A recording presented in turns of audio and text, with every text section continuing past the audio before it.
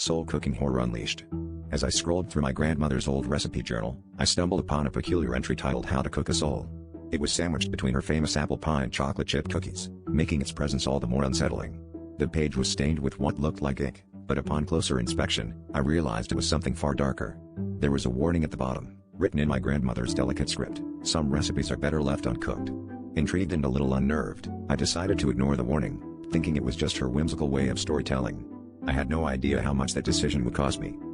Days later, after a series of increasingly vivid nightmares, I began to notice strange occurrences.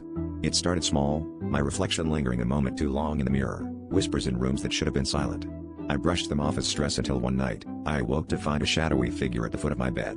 It was featureless, yet I felt its eyes bore into my very essence.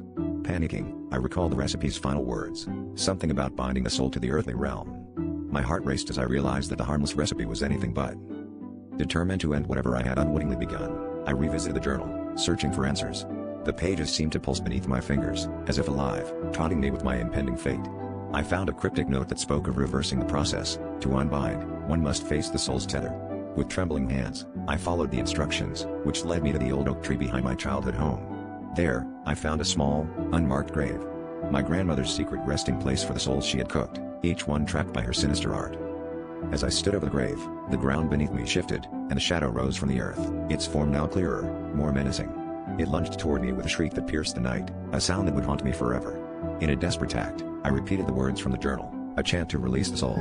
The figure halted, its form shimmering before dissipating into the ether, leaving only the cold night air. I realized then that my grandmother's legacy was one I could never escape. That entry, that recipe, was her final curse, and in my curiosity, I had become its latest victim.